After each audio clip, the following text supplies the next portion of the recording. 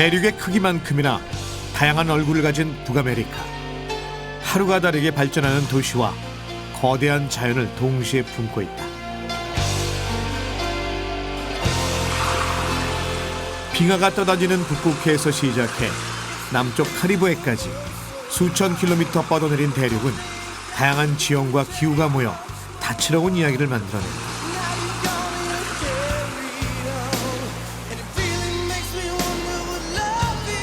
미국 북동쪽 메인주에 위치한 스카보로 비치. 길게 뻗은 해변과 서핑 명소로 유명하지만 파도의 세기와 흐름이 자주 바뀌는 위험한 바다다. 인명 구조의 한계를 느낀 수상구조대는 2022년 구조견 3마리를 투입했다. 모두 뉴펀들랜드 견종이었다. 구조 경력 2년의 뷰이. 첫째 비컨은 이 지역의 첫 번째 공식 해양 구조견이다. 막내 벨은 정식 구조견이 되기 위해 훈련 중이다. 이제 본격적인 구조 훈련에 나설 시간. So we're going to go out today and practice in the rip. We're going to go out. You're going to do 25-yard swim out to pick up the victim, bring him in. All right? Yep. 구조견과 팀을 이루기에 앞서 구조대원들이 먼저 훈련에 나서기로 했지만 개들은 이미 준비 완료. Greg, the dogs are probably going to follow us. No. 당장이라도 바다로 뛰어들려는 녀석들을 진정시키고 바다로 향한다. No. 구조 요청자 역할을 맡은 두 대원이 바다로 뛰어든다. 힘껏 헤엄쳐보지만 밀려오는 파도 탓에 앞으로 나가기가 쉽지 않다. 파도의 변화가 크고 물살이 거세질수록 구조는 어려워진다. 특히 이안유로 발생하는 구조에서 중요한 것은 속도. 눈 깜짝할 사이 구조 요청자가 먼 바다로 떠밀려갈 수 있기 때문이다. 하지만 사람의 힘은 거대한 자연 앞에서 속수무책일 때가 많다.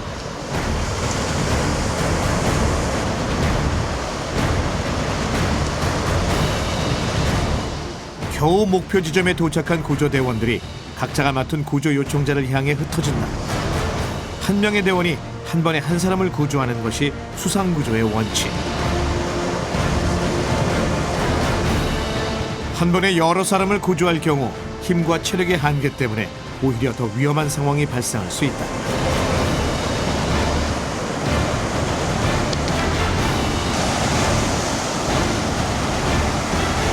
Rip currents can to 8 to 12 miles an hour, and an Olympic swimmer can only swim up to about 5 miles an hour, so it is much faster than any of us can swim.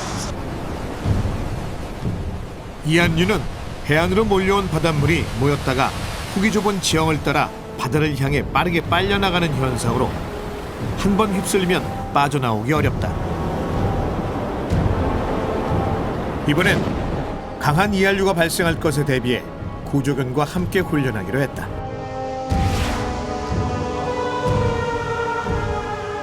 바다에 빠진 대원들을 본 순간 벨과 비컨의 구조 본능이 발동한다. 명령을 기다리고 있지만 마음은 이미 바닷속.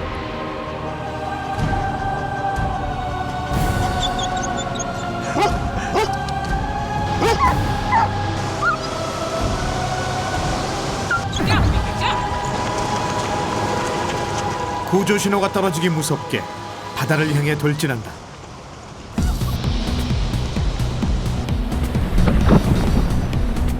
그 사이 더욱 거세진 파도. 파도에 떠밀린 구조대원은 비콘의 목줄을 잡고서야 겨우 중심을 잡을 수 있었다. 거센 물살을 헤치며 앞으로 나가는 비컨. 뉴펀들랜드는 물속에서 사람보다 강한 추진력을 발휘한다.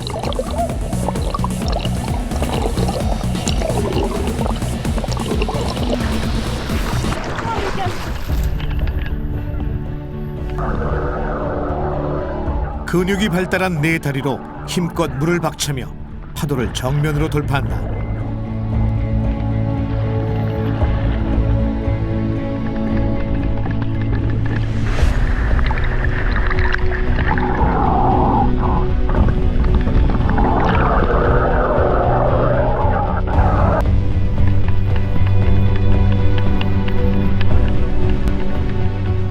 요청자가 가까워지자 구조 장비를 잡을 수 있도록 자연스럽게 방향을 바꾸는 비컨. 구조 경력 4년의 베테랑답게 자신이 맡은 역할을 막힘없이 해낸다.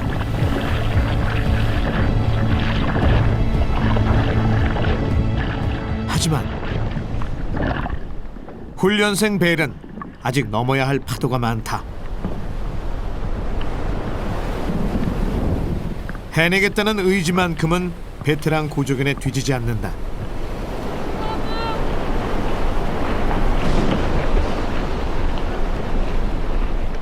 구조 요청자 앞에 도착하자 훈련받은 대로 육지를 향해 방향을 바꾸는 벨. 태어난 지 13개월밖에 안 됐지만 성인 2명의 무게를 거뜬히 견디며 높은 파도를 가른다.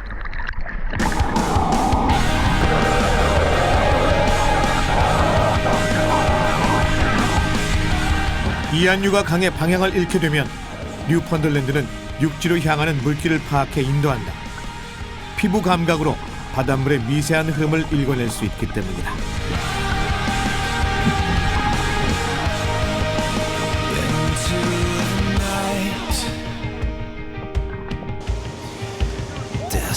뛰어난 수영 실력과 강인한 힘, 물길을 읽는 감각 덕분에 뉴펀들랜드는 구조 장비를 이용해 한 번에 5명까지 구조할 수 있다. So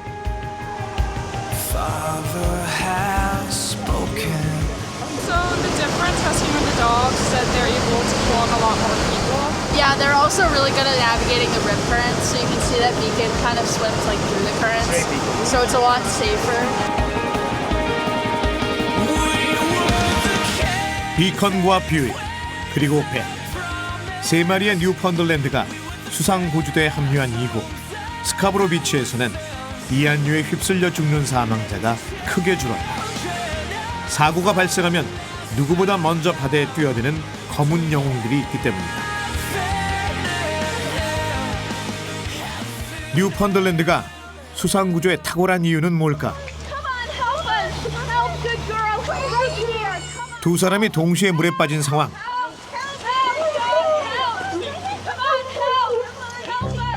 뉴펀들랜드는 여러 명의 조난자가 발생했을 때 진가를 발휘한다. 한 번에 200kg 이상의 무게를 끌어당길 수 있기 때문.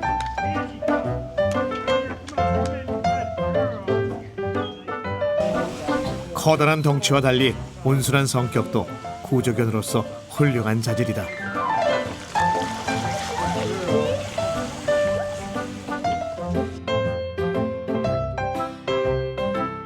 뉴펀들랜드의 털은 구조 활동에 최적화돼 있다.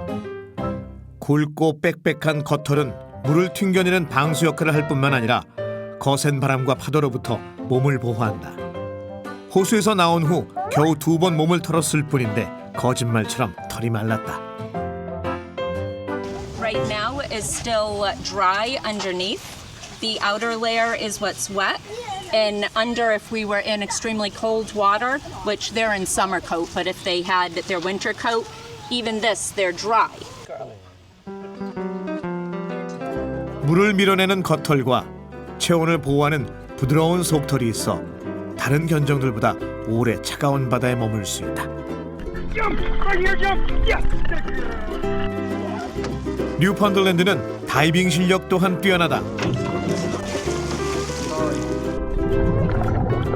겉털과 속털 사이에 따뜻한 공기층이 형성돼 있어 쉽게 물에 뜨고 해류에 휩쓸려도 쉽게 가라앉지 않는다.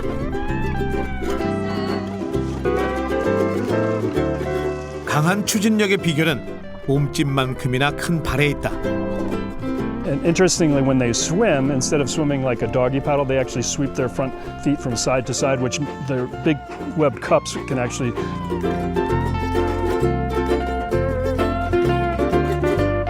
발가락 사이에 있는 물갈퀴를 닮은 막과 그 주변에 자란 짧고 단단한 털은 물에 닿는 면적을 넓혀 한 번의 발차기로 보다 많은 물을 밀어낼 수 있다.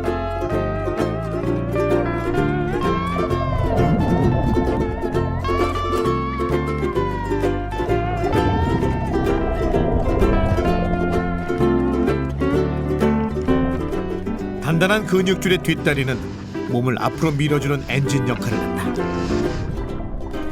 They also have a huge lung capacity, so that it actually helps with their endurance in swimming for a long time.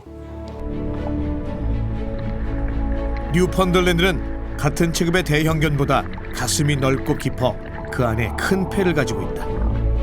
폐활량이 많아서 안정적으로 산소를 공급받는다. 장시간 수영에도 지치지 않고 근육의 힘을 유지할 수 있는 이유다.